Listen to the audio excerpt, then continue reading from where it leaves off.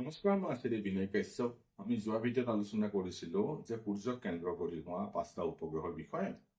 এবাৰ আমি আলোচনা কৰিম যে দিন ৰাতি সমান কৰি ভাগ কৰাৰ পিছত আমি 6টা আৰু উপগ্ৰহ পাওঁ। সেই উপগ্ৰহকেইটাৰ বিষয়ে আমি আলোচনা কৰিম। তাৰ আগতে আমি জানিব লাগিব যে এইকেইটা উপগ্ৰহৰ কাম কি হয়। এইকেইটা উপগ্ৰহৰ কাম হ'ল কি, যে যেতিয়া কোনো শিশুৰ বা জন্ম হয় বা কেতিয়াবা শুভ ফল বা কিবা ভাল কাম কৰিবলগীয়া হয় বা কিবা কাম কৰিবলগীয়া হয়, তেনেহলে দিনটো কেনেকুৱা ভাগত কি হ'ব, এই উপগ্ৰহবোৰ কোন কোন ভাগত থাকিব, কোন কোন দিশত থাকিব, কোন সময়ত কোনটো উপগ্ৰহ থাকিব, সেইটোৰ বিষয়ে আমি সঠিককে জনাৰ কাৰণে এই উপগ্ৰহকেইটা জনাৰ দৰকাৰ। দিন ৰাতি আমি জানো যে 24 ঘণ্টা।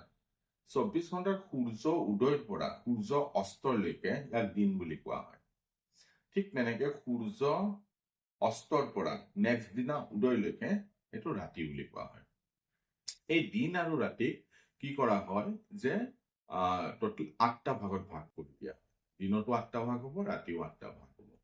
আৰু এই 8টা ভাগক কেন্দ্ৰ কৰি এই 6টা উপগ্ৰহৰ কাম আমি ইয়াত দেখিবলৈ পাওঁ। যে ভাল উপগ্ৰহ থাকিলে ভাল কাম হ'ব, বেয়া উপগ্ৰহ থাকিলে বেয়া উপগ্ৰহ হ'ব। এতিয়া এই উপগ্ৰহ কেইটানো কি কি, আহক আমি সেইটো বিষয়ে জানো। এই উপগ্ৰহ কেইটা হ'ল, প্ৰথমতে হ'ল কাল, তাৰপিছত আহিব মৃত্যু, তাৰপিছত অৰ্ধপ্ৰহৰ, তাৰপিছত য়ম ঘণ্টা, তাৰপিছত আহিব গুলিক আৰু মান্তি।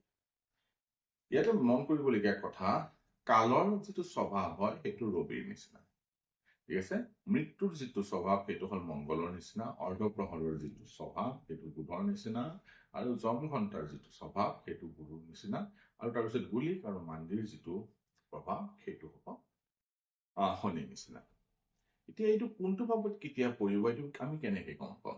সাপোজ কোনো এটা জাতকৰ জন্ম দেওবাৰে পৰিছিল, ঠিক আছে। দেওবাৰে কোনোবা এটা সময়ত পৰিছিল, সেইটো আমি কেনেকে গম পাম যে সেইখিনি সময়ত কোনটো উপগ্ৰহ চলি আছিল?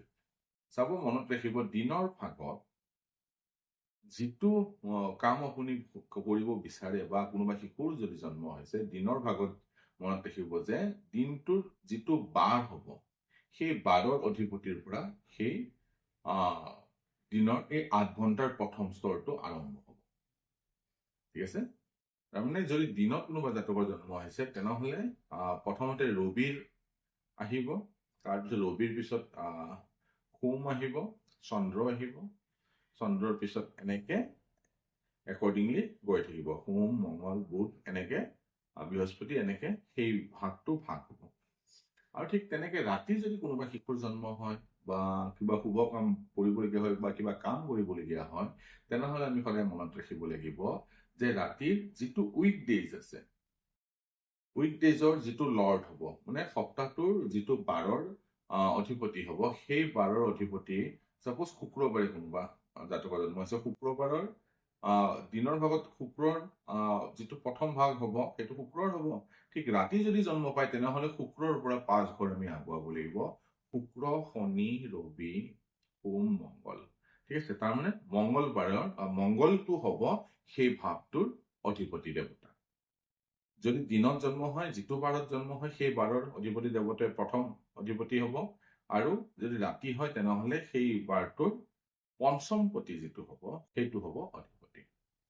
ঠিক তেনেকে আমি বহুত আৰামছে, বহুত ইজিলি সেই উপগ্ৰহ কেইটাৰ বিষয়ে জানিব পাৰো। এই উপগ্ৰহ কেইটা জানাৰ কাম কি, যে কেতিয়াবা কোন সময়ত এই উপগ্ৰহ থকাৰ সময়ত যদি কোনোবা জাতকৰ জন্ম হৈছে বা সেইখিনি সময়ত যদি কাল পৰিছে, সেইখিনি সময়ত যদি মৃত্যু পৰিছে, বা কিবা এটা ভাল কাম কৰিব পৰিছে, সেইখিনি সময়ত বোলে অৰ্ধপ্ৰহৰ পৰিছে, ভাল হ'ব নে বেয়া হ'ব, য়ম ঘণ্টা পৰিছে, গুলিক পৰিছে, মান্তি পৰিছে, সেই বস্তুটো আমি জানি ল'ব পাৰিম। আকৌ এবাৰ কৈ দিছো যে উপগ্ৰহ 6টা হ'ল কি কি, কাল, মৃত্যু, অৰ্ধপ্ৰহৰ, যম ঘণ্টা, গুলিক আৰু মান্তি। ইয়াতে কাল আৰু ৰবিৰ সামঞ্জস্য আছে, মৃত্যুত মংগলৰ লগত সামঞ্জস্য আছে, অৰ্ধপ্ৰহৰৰ বুধৰ লগত, যম ঘণ্টাৰ গুৰুৰ লগত, আৰু গুলিক আৰু মান্তিৰ আছে শনিৰ লগত। এনেকে বহুত আৰামছে আমি সেই দিনটোত কোনটো গ্ৰহৰ কোনটো উপগ্ৰহৰ প্ৰভাৱ থাকিব সেইটোৰ বিষয়ে আমি জানিব পাৰিম। আশা কৰি ভিডিঅ'টো আপোনালোকক সময় বাছনি কৰাত আপোনালোকৰ ভাল সময় হ'ব নে বেয়া সময় হ'ব সেই বস্তুটো জানাত সহায় কৰিব।